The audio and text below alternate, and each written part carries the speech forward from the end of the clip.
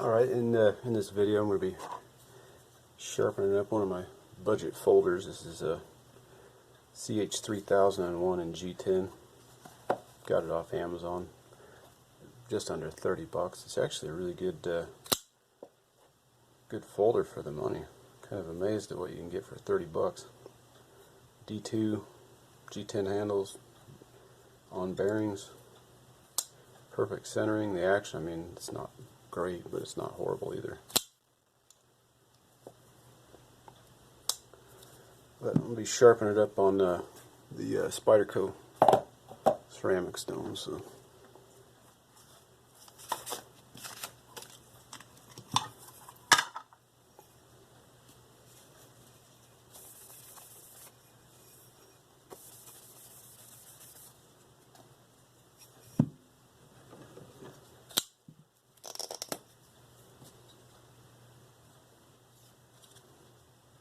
A little quick cut test here.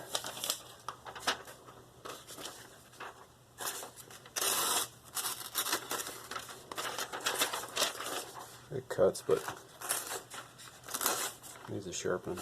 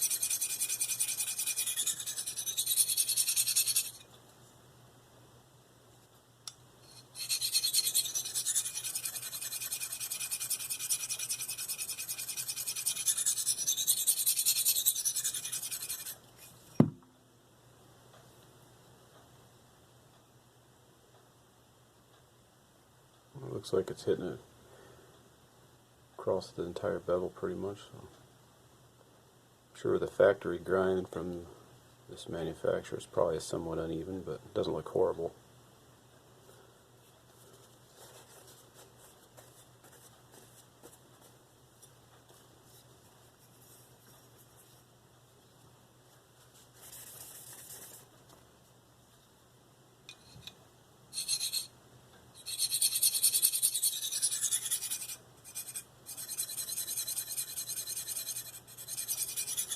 Stone I'm using here is a Spyderco medium. I believe it's 15 micron.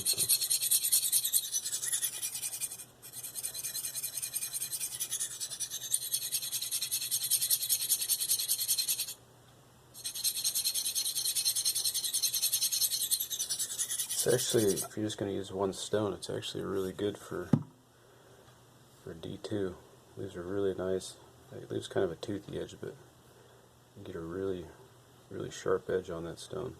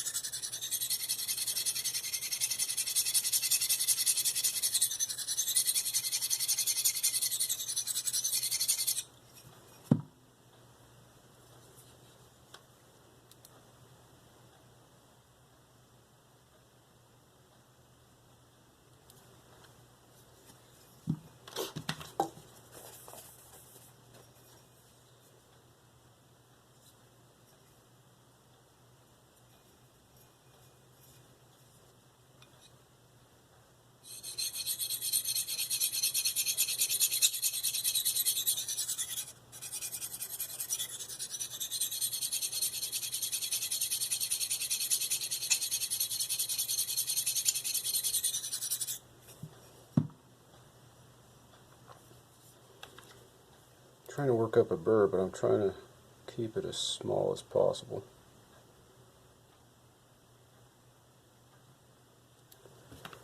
Got pretty much the entire burr except for in this area right here.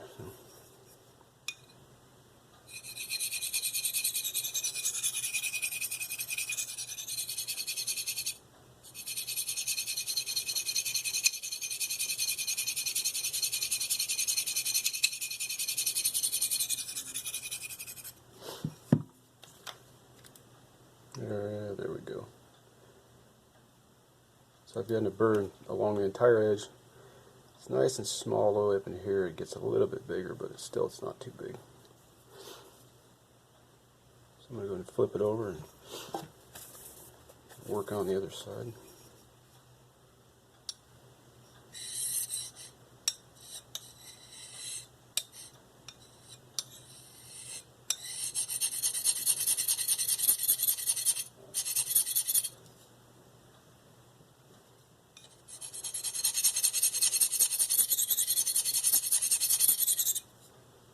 Trying to check, make sure my angle is right, and it looks pretty good.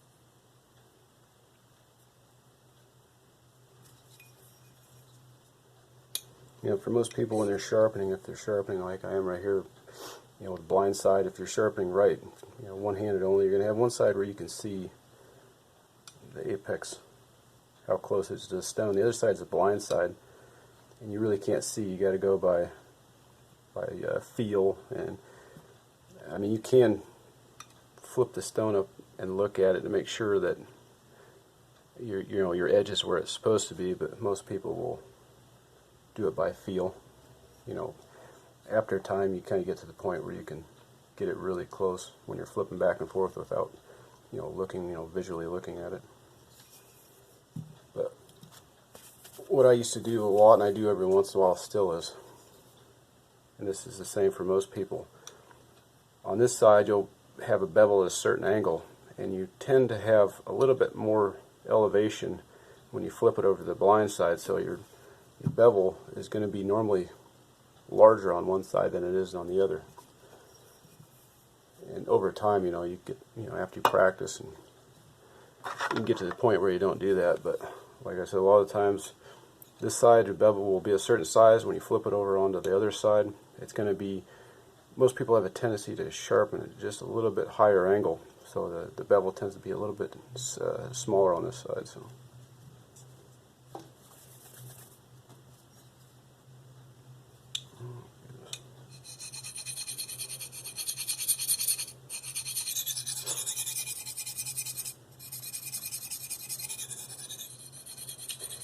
I mean, it's one of the nice things if you're ambidextrous and you can sharpen, you know, in both hands.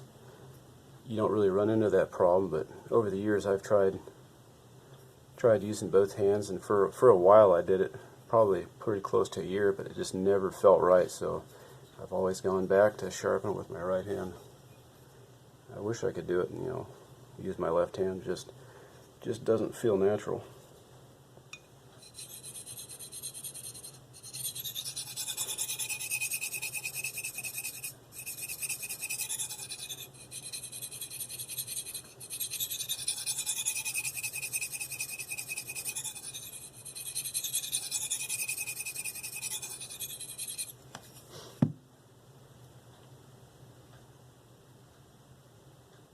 You can see on the heel still missing. I'm guessing that's just because it grinds a little off or uneven, but let's see if I can hit that real quick.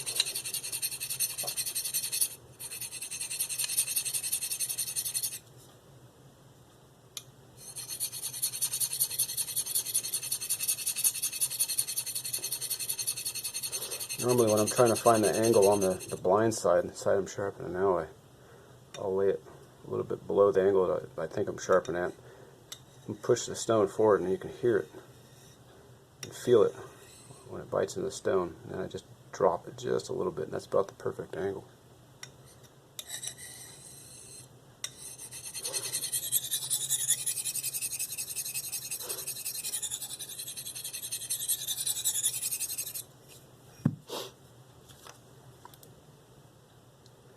Alright, got a nice burr all the way along the entire edge. On these ceramic, these sintered ceramic stones, they would just work better if you keep them clean. I just use some alcohol, some 70% alcohol on a paper towel, and just wipe them down periodically. When they start to load up, you'll know it. Just take your hand and rub it over it, and fingertips will turn dark. So. Now what I'm going to do is I'm going to take a few passes, and then flip over, do a few passes, and then go, you know, maybe 3 or 4. Then I'll go 2, 2, 1, 1. Just basically working it back and forth using lighter pressure, trying to weaken the burr. Not necessarily remove it, but I'm trying to weaken the burr. So.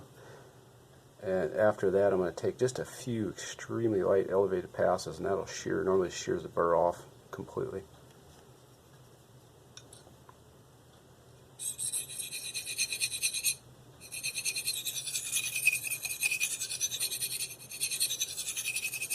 Now when I'm doing this, I can feel little pieces of burr coming off, but there will still be some at the end. I find that if I do this, I weaken the burr, you know, it just comes off easier overall when I do the elevated passes. Like I said, normally 1 or 2 elevated passes, and it gets 98–99% of it off, and then you strop it. That removes the rest of it, or you don't even have to strop it. It should be nice and sharp, even without stropping. So.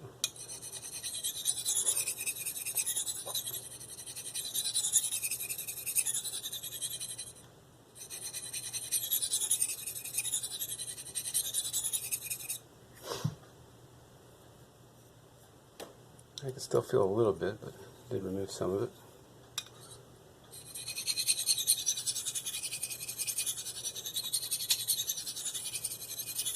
Like I said, each time I do a set on each side, the next set I'll reduce the pressure a little bit until I'm using about the weight of my hand for the final passes.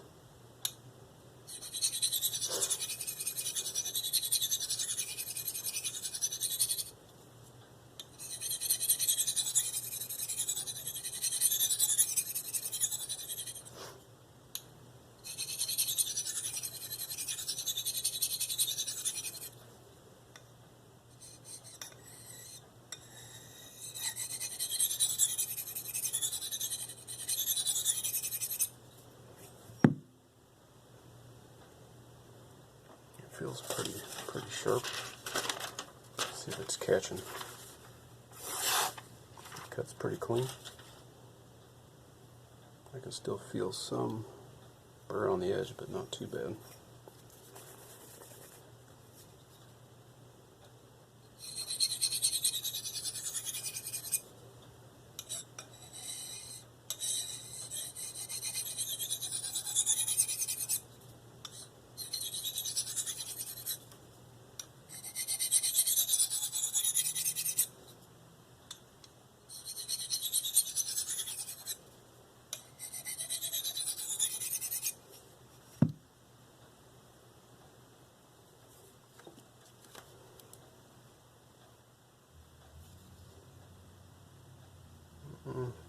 It's looking real good. Very, very, very fine burr left.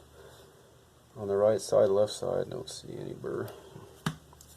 It's all on this side, and it's very fine. So what I'm going to do,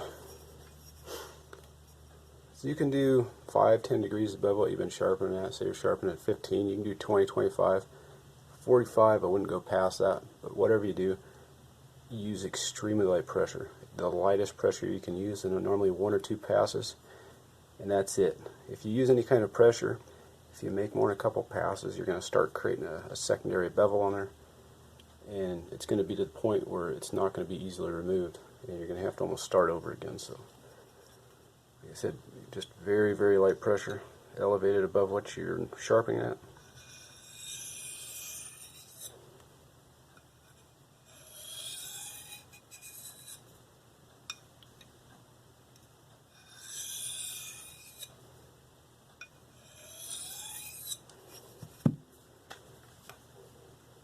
In just a couple passes, using that amount of pressure should not damage the edge at all.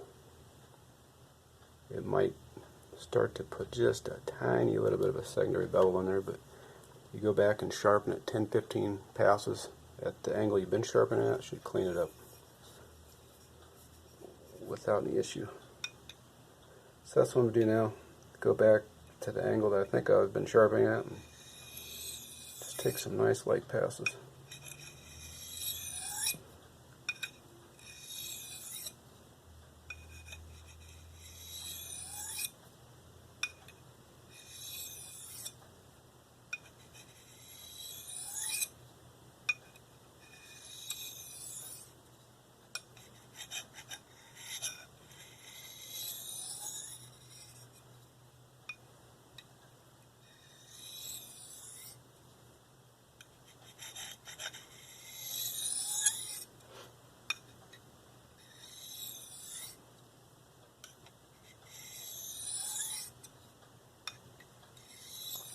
Doing these edge leading into the edge passes, alternating, should not create any burr doing that.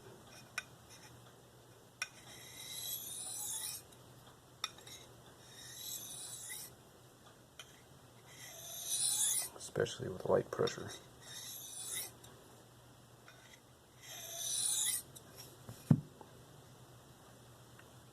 Feels really good.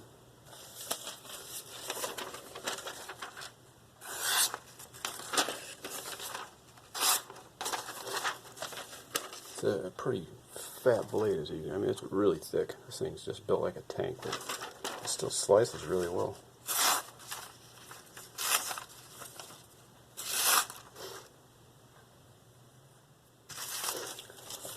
I'm gonna do a few more passes on there just to clean it up just a little bit more, then I'll strop it a little bit and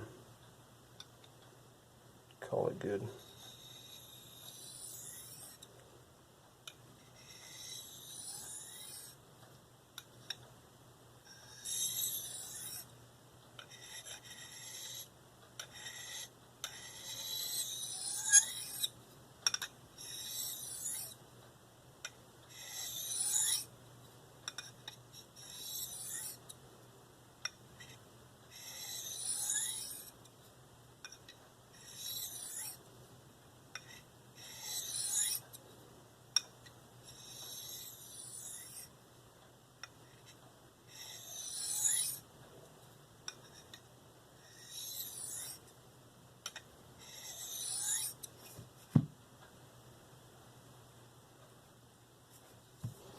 This is Cowhide on the suede side, the flesh side of leather cowhide, basically. And I've got it loaded with the aluminum oxide, the white bar compound. And when I'm stropping, I'm just using about the weight of my hand. I'm not putting any downward pressure. There's no need to. This is a fairly firm, it doesn't have a lot of give to it, but it still has give, so I don't want to use really much pressure, if any. It's not needed. You'll more than likely do more harm than good.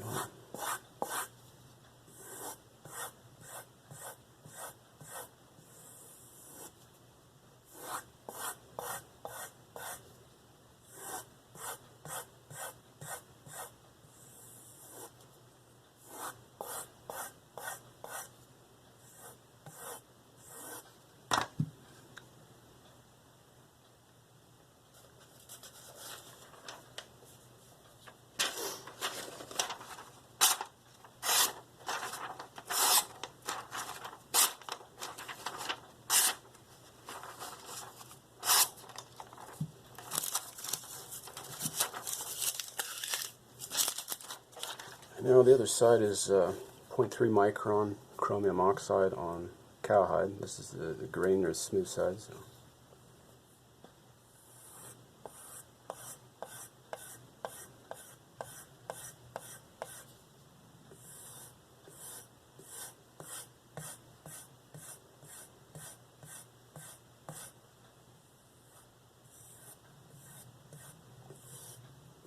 It is D2, so I don't really need CBN or diamond or anything like that. If it's one of the higher alloy, higher vanadium steels, I'd probably use diamond. Like overall, I think 1 micron diamond on cowhide works really well overall. So for the more wear-resistant steels.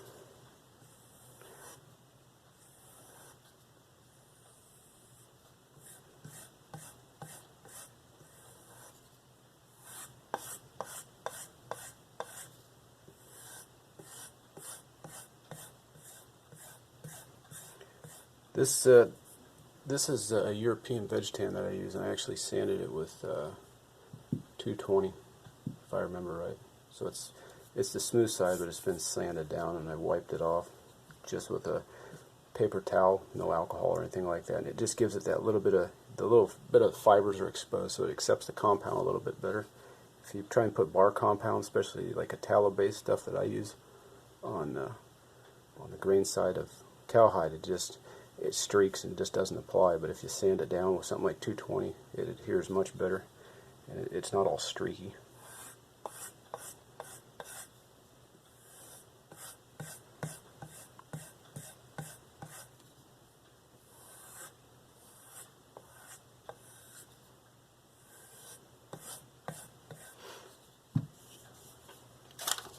Let's see if that smoothed it up a little.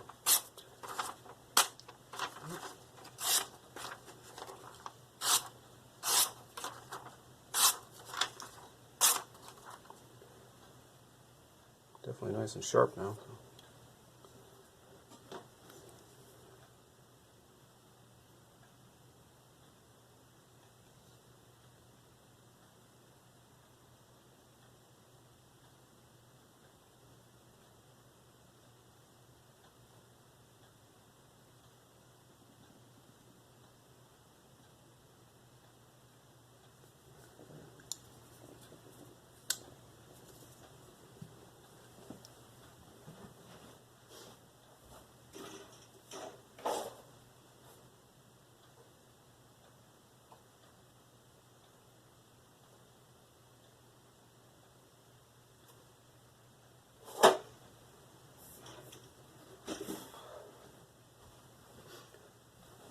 Grab the hair real quick. I don't think it's quite hair whittling right now, but see if I can get it to whittle hair or not. On the 15, this is a medium, like I said, 15 micron medium Spyderco. If you take your time on it, you can get it to whittle hair just right off the stone. Like I said, I haven't spent a whole lot of time on it, so.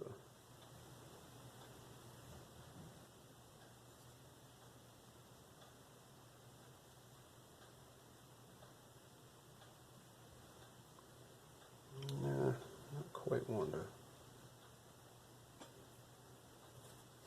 Tell you what, let me take just a few quick passes on here. See if I can get it to the point where it whittles.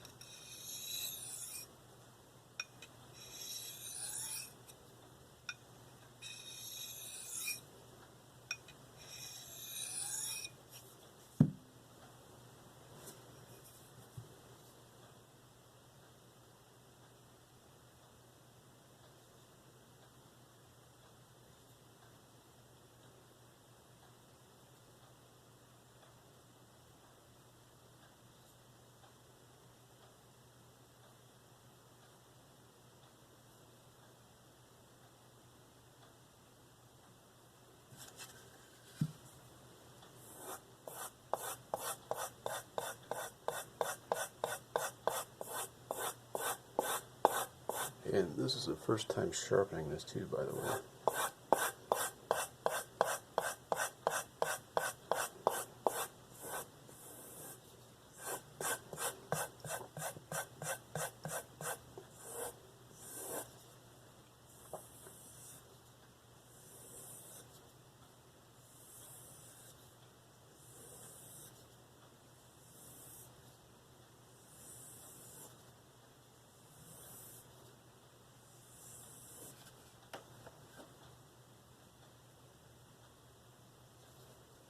That should be pretty close.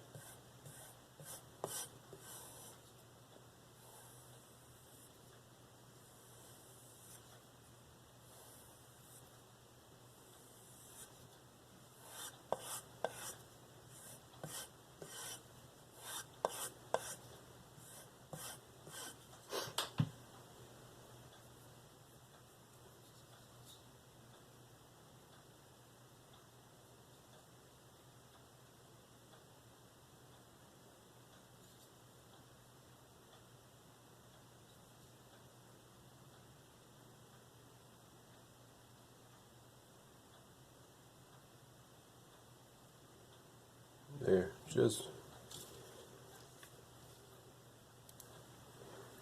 it took some working on it, but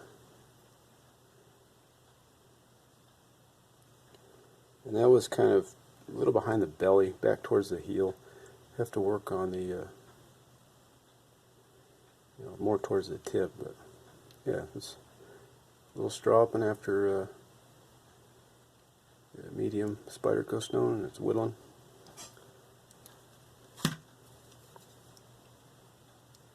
Whittling hairs.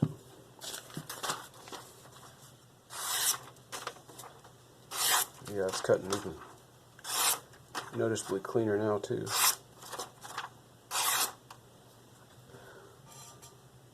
Video is a little bit longer than I originally intended it to be, but oh well. Thanks for watching. If you have any questions or comments, just leave them below and I'll try and respond.